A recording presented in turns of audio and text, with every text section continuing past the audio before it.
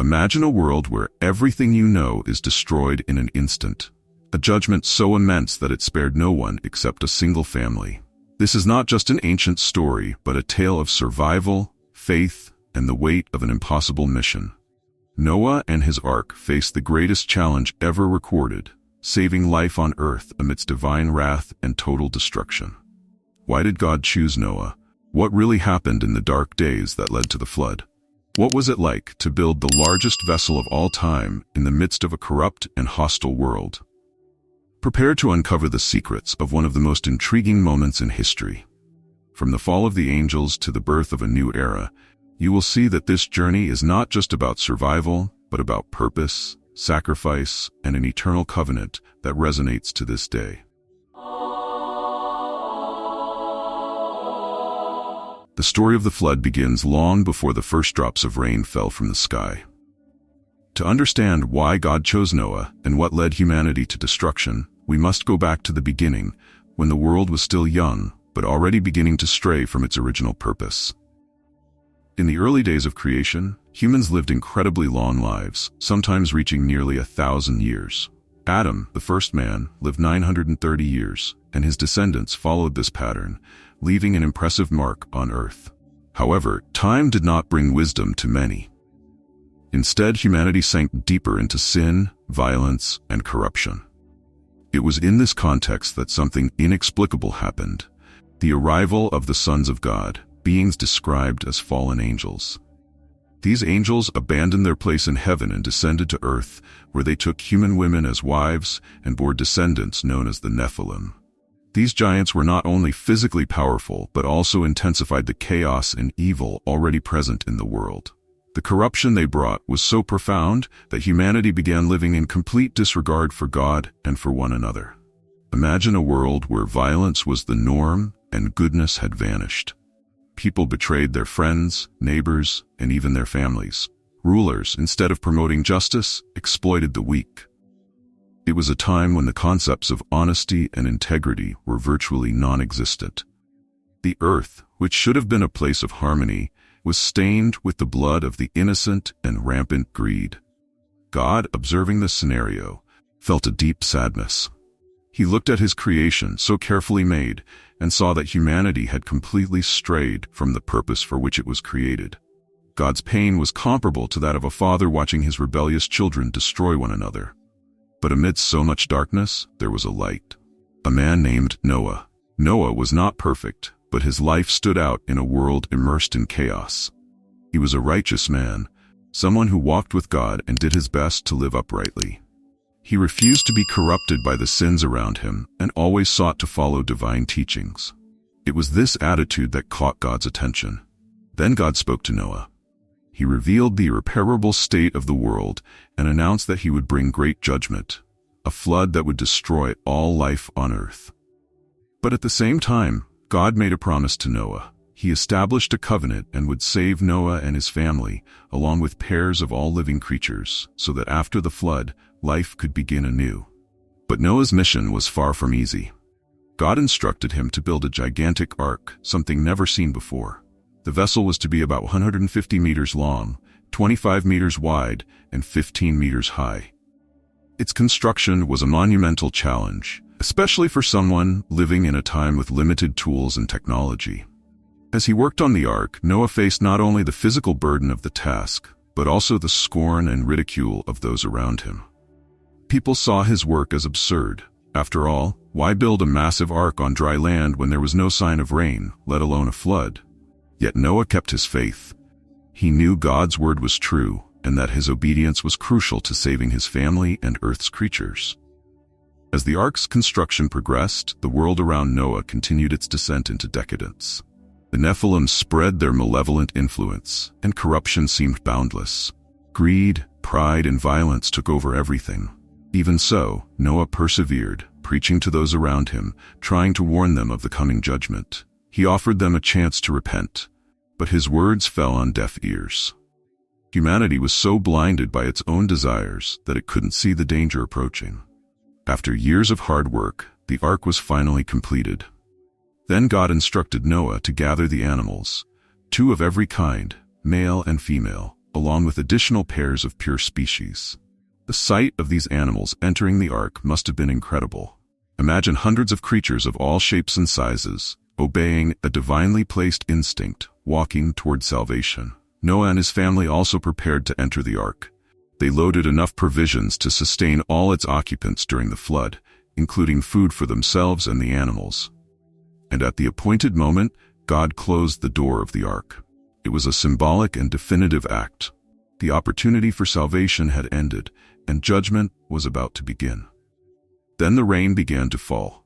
At first, it was a light drizzle, but it soon became an unrelenting torrent. The fountains of the great deep burst forth, and the waters rose rapidly. The flood was not just a storm, it was a global catastrophe, an event that shook the foundations of the world. Mountains were submerged, and all life outside the ark was swept away by the waters. Inside the ark, Noah and his family faced days of uncertainty. The sound of the rain and the rocking of the waters were constant. Yet even amidst the chaos, they trusted in God. The ark, built with so much effort and faith, held firm, protecting its occupants as the waters covered the earth. When the rain began to fall, each drop seemed to carry the weight of divine judgment.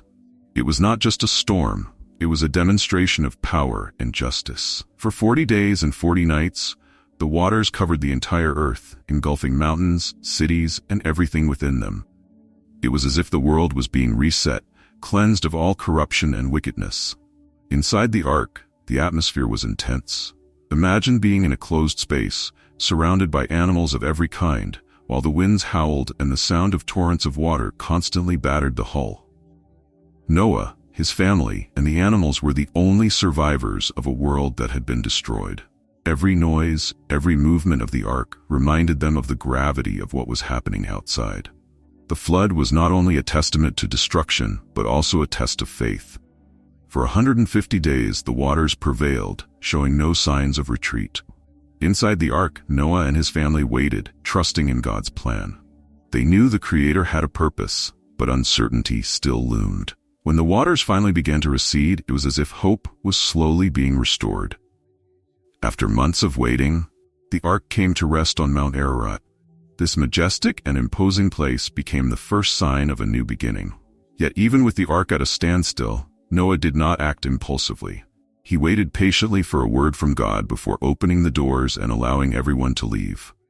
Noah's patience is a testament to his trust in the Creator's perfect timing. Noah began sending out birds to check if the world was habitable again. First, he sent out a raven, but it brought back no news. Then, Noah sent out a dove, which returned with nothing. 7 days later, the same dove came back with an olive leaf in its beak, a clear sign that the waters had receded. This moment brought indescribable relief. Finally, after another week, the dove did not return, confirming that the world was ready to be repopulated.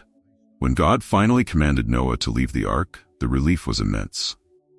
Imagine the feeling of stepping onto solid ground again after so much time. The earth seemed new, untouched, and full of possibilities. It was a new beginning for Noah, his family, and all the creatures that had been saved. The first thing Noah did after leaving the ark was build an altar to God. He knew that everything that had happened was part of a greater plan. He offered sacrifices in gratitude and worship, and the aroma of this act rose to the Creator as a symbol of faith and devotion. God then made a promise. He would never again destroy the earth with a flood. To seal this covenant, he placed a rainbow in the sky, an eternal reminder of his mercy and faithfulness. That rainbow, the first of many, symbolizes hope. Whenever Noah looked to the sky and saw those bright colors, he knew God was with him. And to this day, the rainbow remains a reminder of that promise, visible to all generations that came after. Noah, his family, and the animals began rebuilding their lives. It was a new world, free from the corruptions of the past. God instructed Noah to be fruitful, multiply, and fill the earth once more. There were challenges ahead, but there was also a unique opportunity to start anew. Imagine the world after the flood. A silent land, cleansed by divine judgment, ready for a new beginning. It was a monumental restart, but also one filled with challenges. Noah and his family were now the sole stewards responsible for repopulating the earth and rebuilding everything. Each step they took on the dry ground was an act of faith, courage, and obedience to God's promise. When Noah stepped out of the ark, he was met with a scene that mixed desolation and hope. The world was renewed but empty. However, life would not be simple. The post-flood world demanded reconstruction. The land needed to be cultivated again, animals needed care, and human relationships had to be re-established.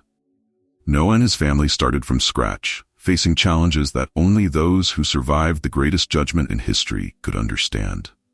The work was arduous, but their faith and God's promise sustained them. But the restart of humanity also brought new tensions. History shows us that even after such a significant event, the human heart continues to face temptations and challenges. Noah and his family were not immune to this. In a moment of weakness, Noah planted a vineyard, produced wine, and became drunk. This incident revealed how even the most righteous can fail, but it also reminds us that God is a God of mercy and redemption. One day, Ham, one of Noah's sons, saw his father's nakedness and, instead of covering and protecting him, mocked him and told his brothers. Shem and Japheth, however, acted honorably, covering their father without even looking at him. When Noah learned of what had happened, he blessed his two obedient sons but cursed Canaan, Ham's son. This curse would have future implications, shaping the destinies of many nations that descended from these families. Noah's story resonates even today because it is not just about the past. It is about us, about the need to see the world through eyes of faith, to keep walking our path even amid adversity, and to honor the covenant God made with us. Now, as you reflect on this incredible story of resilience, faith, and renewal, ask yourself, how are you contributing to the world around you? Are you building your ark of faith for life's challenges? If you enjoyed this video and want to learn more stories like this one, leave a like and subscribe to the channel. Your support is essential for us to continue bringing inspiring content like this. And there's more. An amazing video is already waiting for you. It's appearing on the screen right now, ready to continue this journey of knowledge and inspiration. Don't miss it. Thank you for watching. See you next time. And remember, every great journey begins with a step of faith.